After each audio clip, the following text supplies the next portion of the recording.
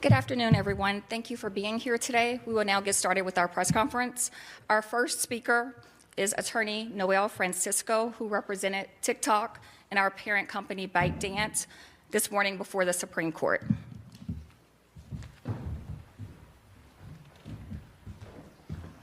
Good afternoon, everyone. My name is Noel Francisco. I'm a partner at Jones Day, and I'm proud to represent TikTok Incorporated and ByteDance Limited in this important First Amendment case.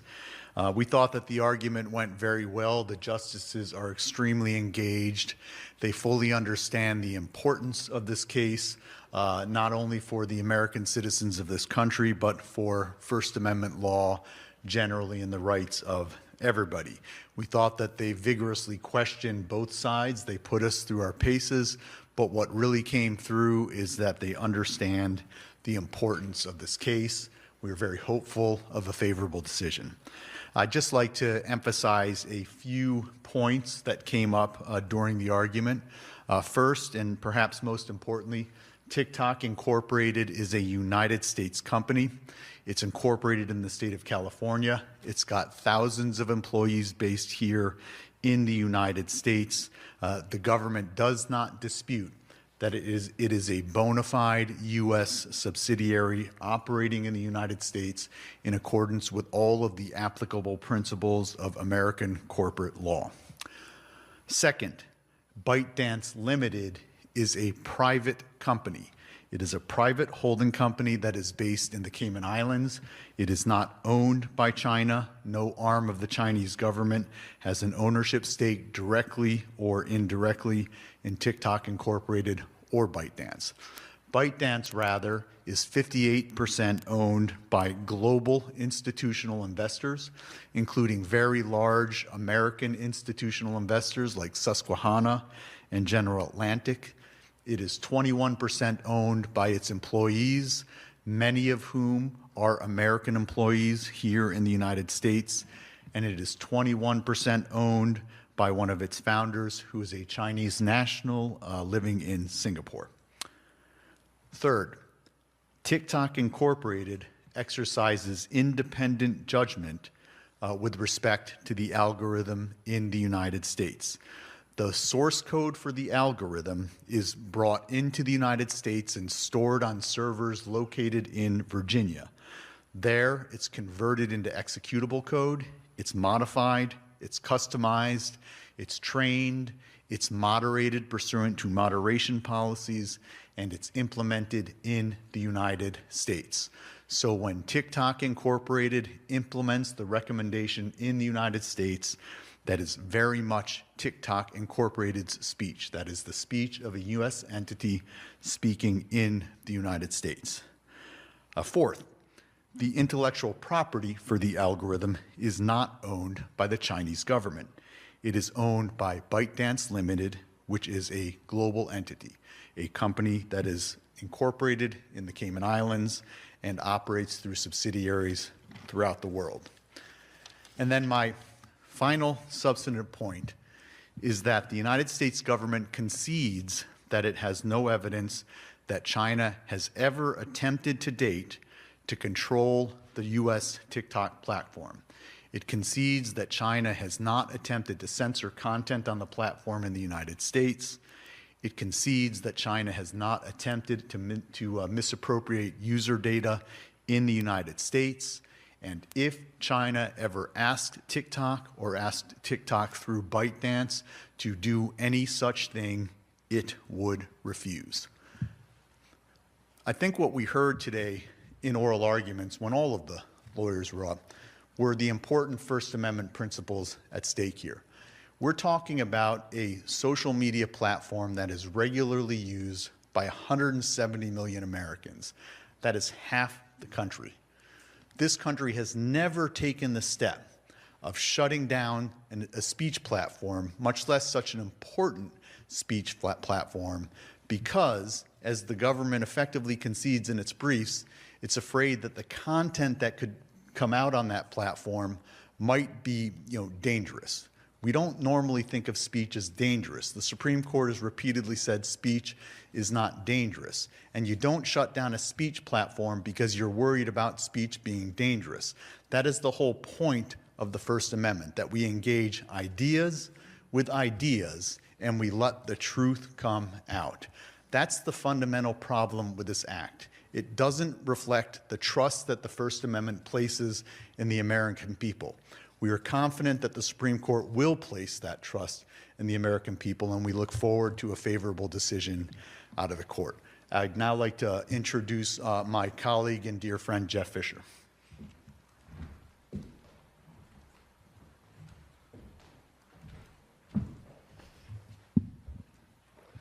Thank you, Noel. My name is Jeff Fisher. I'm a lawyer, a special counsel at O'Melveny & Myers, and I represented the creator petitioners in this case. So I'll start with where Mr. Francisco left off.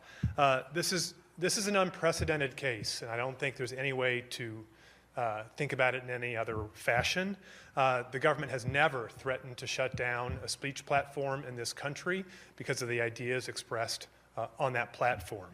And so the point of the creators here and their participation in this lawsuit is to absolutely drive that point home and remind the justices and remind the public that this case is at core about Americans speaking to other Americans about everything from everyday life to current events to anything else they care to express themselves on this particular platform about.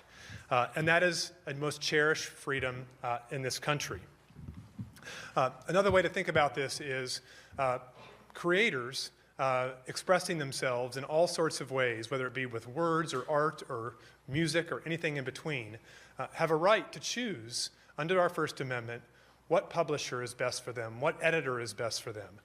A journalist can publish in a particular magazine because they like the leadership and the owners of that magazine as opposed to someone else. A music band can post their music on a particular platform or play in a particular venue in a particular city because they find that that expresses their art the best. Any number of other permutations that you can imagine. We don't have any decision ever from the United States Supreme Court that has ever restricted the right of a creator, a speaker in this country to express themselves through collaboration with publishers and editors against their own wishes, that they can be overridden in that sense. And it doesn't matter whether we're talking about purely American collaborators or whether our American collaborators have also foreign corporate entities to which they are related as well. Whether it's the BBC, the CBC, or NPR, people can choose to express themselves on whatever platform they wish, free and clear of government interference, particularly when the government's arranged for interfering. And I think this is where we take heart from the hearing today. When the government's reason for interfering is we don't like the viewpoint or the content that's going to be expressed through that platform. That is the core First Amendment value that our framers enshrined in the very First Amendment in our Constitution to protect freedom of thought, freedom of expression, freedom to create, freedom to share, and freedom to learn from other people. That leaves the only other thing the government had to say in court today, which is that this act could somehow be sustained solely because of data security concerns that have been expressed in various ways in various legislator statements. We just don't think that's correct. And so one thing I'd like to emphasize is that whatever data TikTok has from users by way of that relationship, that creator-publisher relationship, is no different from the data that creators would give to Instagram, YouTube, any other platform to express themselves on. There's no difference between the data in one place versus the other. And also, the data that's shared is done so on a voluntary basis.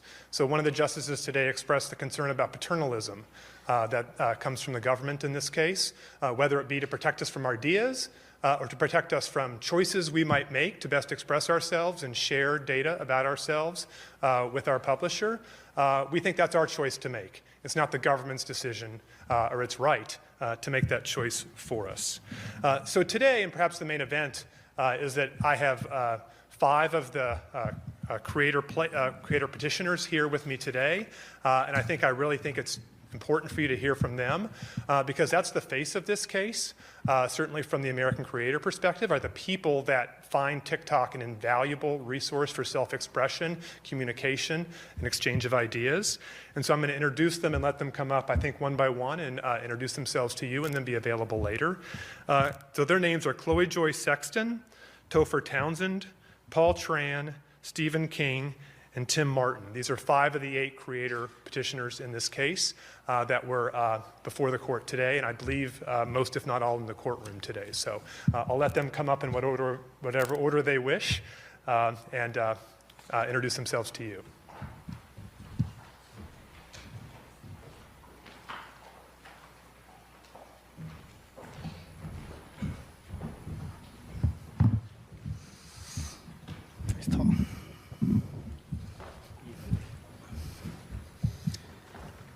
Hello, everybody. My name is Paul Tran. I want to first thank the Supreme Court for hearing our argument today. As co-founder of Love and Pebble, a small business built on the foundation of American entrepreneurship, I pray that the Supreme Court of America does what is right in protecting us. This isn't just about our business. It's about our fundamental right that makes our nation great. Our story embodies the American dream. My wife and I built Love and Pebble from the ground up using TikTok to share our passion and connect with people, with Americans all across the country, something no other platform has allowed us to do. I have a 2-year-old daughter, and when I look at her, I think about the America I want her to inherit. Do we want to teach the next generation that the solution to our challenges is to restrict freedom rather than protect it? Do we want to show them that it is acceptable for the government to decide which platforms Americans can or cannot use to express themselves and build their businesses? The First Amendment isn't a relic of the past. It's a living promise that must be defended in this digital age. By banning TikTok, we're not just removing an app, we're setting a precedent that threatens the very freedoms our country was built upon: free enterprise, free expression, and the freedom to innovate without unnecessary government intervention. Love and Pebble stands here represents more than just my family's dream. It represents the dreams of countless Americans and entrepreneurs who deserve the right to choose how they reach their customers and share our stories, real American lives. There must be a solution that protects both our national interests and our constitutional rights. My daughter deserves to grow up in a country where entrepreneurship thrives, where speech remains free, and where the government protects rather than restricts our constitutional right. The America I believe in doesn't shut down platforms for communication and commerce. It innovates, it adapts, and it finds solutions that preserve both security and liberty. That's the America I'm fighting for, and that's the America I want my daughter to inherit. So I pray that the Supreme Court hears the voices of myself and the millions of Americans. I pray that they protect our First Amendment right to use a platform of my choice, and I pray that they save TikTok. Thank you. Chloe, you want to go next? Hi, I'm Chloe Joy Sexton, and I'm a plaintiff in this case from Memphis, Tennessee. In 2020, I was fired from my job after telling my employer that I was pregnant. I was also struggling to care for my mother, who I eventually lost to brain cancer. I then began raising my 7-year-old sister. I started creating TikTok videos to financially support my family and as a creative outlet where I discussed everything from parenting and grief to my love of baking. I could never have expected the outpouring of love and support from the community on TikTok. My videos went viral and allowed me to jumpstart my business, Chloe's Giant Cookies. I have now shipped thousands of cookies all over the world and even published a cookbook. As a small business without a lot of capital, I rely almost entirely on TikTok to market my products. To say TikTok changed my life is an understatement. TikTok is the place where people told me I could do so much more with my life than I ever believed. I am a plaintiff in this lawsuit not just for myself, but for all of the women who, through TikTok, found their dreams and financial independence while taking care of their families and their children. A TikTok ban would place these women, including myself, in true financial jeopardy. It would destroy both my business and the community that means so much to me. No other platform can replace it. I have tried posting the same exact content on other social media apps without anywhere near the same success. I thank the Supreme Court for hearing our argument today, and I hope that the justices will protect my First Amendment right to continue to use the platform of my choice. Thank you.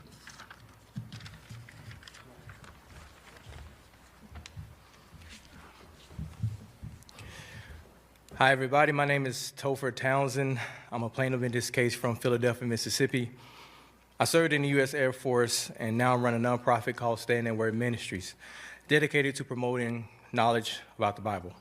I also work as a hip-hop artist, focusing on topics such as faith and patriotism. So I started creating TikToks back in 2019 as a way to creatively express my political views and to share fun facts about the Bible. I found TikTok to be much more civil platform for discourse about important issues than other social media apps, allowing me to build a community and exchange ideas. TikTok is also an unparalleled platform for collaborating with other musical artists and promoting my music. My music really took off after I started sharing it on TikTok, even though I've been sharing to other platforms for many years previously. I largely credit TikTok with the fact that my music has been streamed over 100 million times, and I've climbed the Billboard charts multiple times, even achieving a #1 Billboard hit with my song, The Patriot. See, the streams mean income for my family, and the joy of knowing my music is reaching people around the world. See, without TikTok, I will lose an important platform to share my views and engage with others in a way I have not been able to do on other social media sites. And my 2.6 million followers around the world would also lose access to vital content related to faith and current events. As a veteran and American who values free speech, I find it disturbing that the government is closing a form of expression for so many Americans. This ban betrays the values that I sought to protect while serving in the armed forces. I thank the Supreme Court for hearing our argument today, and I hope that the justices will protect my First Amendment right to continue to use the platform of my choice. And last but not least, we are not for sale. Thank you.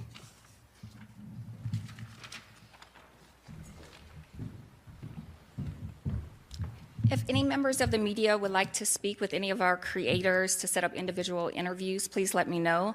Otherwise, thank you for coming.